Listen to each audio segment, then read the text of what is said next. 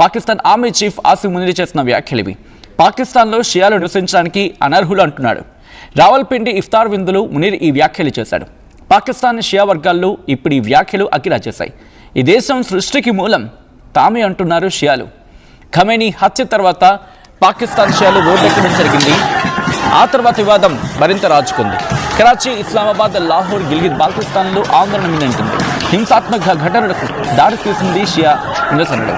సుమారు 30 మంది మృతి చెందారు, వందలాది మందికి గాయాలయ్యాయి. ఇప్పటికీ పాకిస్తాన్లో షియాల ఆగ్రహ జ్వాలలు కంటిన్యూ అవుతున్నాయి. షియాల ఆందోళనను అరికట్టేలా పాకిస్తాన్ ఆర్మీ చర్యలకు ఉపక్రమించింది. పాక్ ఆర్మీ చీఫ్ ఆసిమ్ మునీర్ చేసిన వ్యాఖ్యలకు షియా నాయకుడు షేక్ జావేద్ ఫైర్ అవుతున్నారు. షియాలు మౌనం పాటిస్తున్నారని అనుకోవద్దు. 8 లక్షల మంది దేశ సైన్యంలో ఉంటే దాంట్లో 3 లక్షల మంది షియాలు ఉన్నారంటున్నాడు షేక్ జావేద్. షియాలకు పాక్ ఆర్మీ చీఫ్ ఆసిమ్ మునీర్ క్షమాపణ చెప్పాల్సింది అంటున్నాడు ఆయన. లేకపోతే పాకిస్తాన్ అట్టుడికిపోతుందంటున్నాడు షేక్ జావేద్. ఇప్పటికే అనేక సమస్యలతో కొట్టుమిట్టాడుతోంది పాకిస్తాన్. ఇప్పుడు పాకిస్తాన్లో షియాలని మీరు పాకిస్తాన్ వదిలి వెళ్ళిపోండి అంటున్నాడు ఏకంగా. ఆ విజువల్స్ మీరు చూడొచ్చు. ఇప్పటికే ఎప్పుడైతే షియా కంట్రీ అయిన ఇరాన్ మీద దాడి జరిగిందో ప్రపంచం నుండి షియాలంతా కూడా గొంతెత్తుతున్నారు. ఇటు ఇరాన్కి మద్దతుగా మాట్లాడుతున్నారు. అఫ్కోర్స్ ముస్లిం దేశాలన్నీ కూడా దాదాపుగా ముస్లిం ప్రజలు అక్కడ రాజకీయ నాయకుల గురించి మాట్లాడట్లేదు.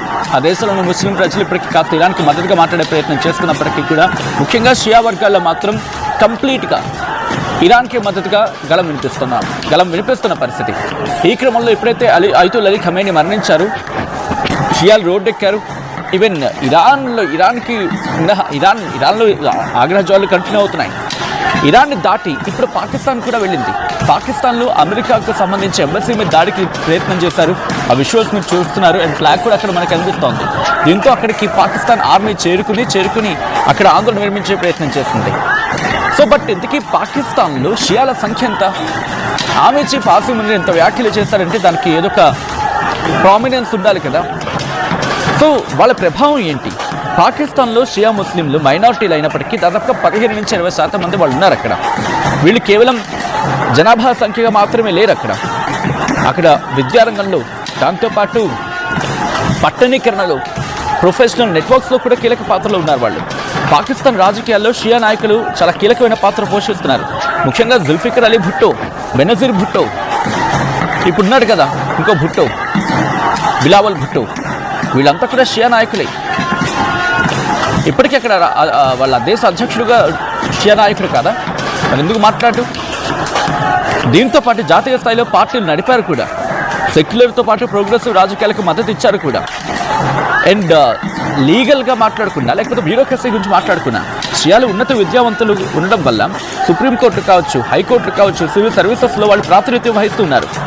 న్యాయవాదులు, జడ్జిల్లో కూడా వాళ్ళకి గణనీయమైన ప్రస్థానం ఉంది. యూనివర్సిటీస్, రీసెర్చ్ ఈ రంగాల్లో కూడా ప్రభావం చూపిస్తున్నారు షియాలు.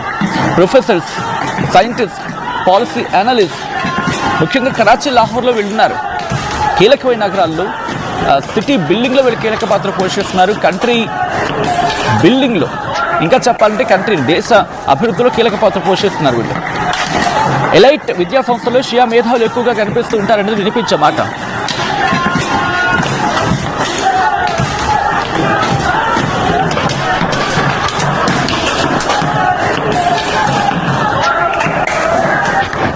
ఆల్రెడీ ఒకసారి ఆ విజువల్స్ నుంచి చూడడం జరుగుతోంది. దీంతో పాటు బ్యాంకింగ్, ట్రేడ్, ఇండస్ట్రీలో కూడా వాళ్ళకి బలమైన ప్రాతినిధ్యం ఉంది. మరి ముఖ్యంగా కరాచీ పాకిస్తాన్ ఆర్థిక రాజధాని.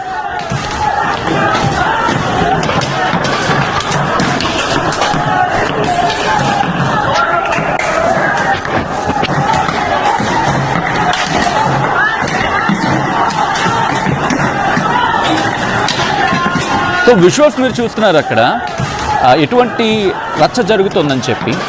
షియాలేమో తిరుగుబాటుకు పాల్పడుతున్నారు అక్కడ.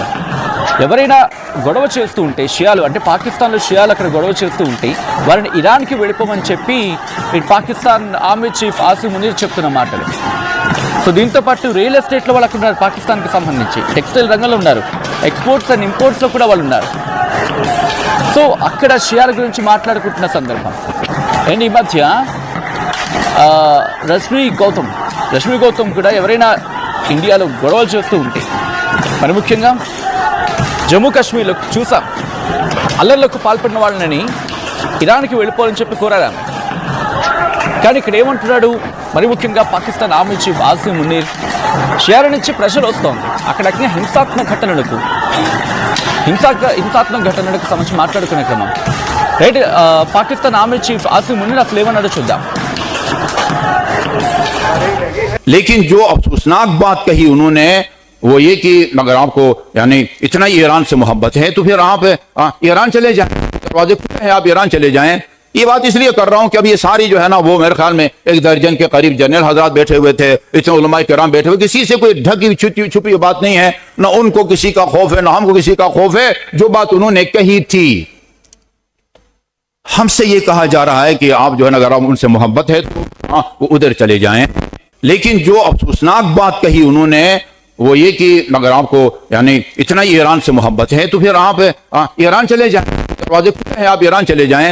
ये बात इसलिए कर रहा हूं कि अब ये सारी जो है ना, वो मेरे ख्याल में 1 दर्जन के करीब जनरल हजरात बैठे हुए थे, इतने उलमाए किराम बैठे हुए, किसी से कोई ढकी छुपी बात नहीं है, ना उनको किसी का खौफ है, ना हमको किसी का खौफ है। जो बात उन्होंने कही थी,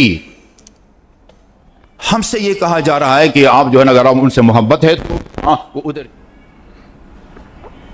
రైట్, అది పాకిస్తాన్ స్టేట్మెంట్. మరి ముఖ్యంగా పాకిస్తాన్ ఆర్మీ చీఫ్ ఆసిమ్ మునీర్ ఒక మీటింగ్ అటెండ్ అవ్వడం జరిగింది.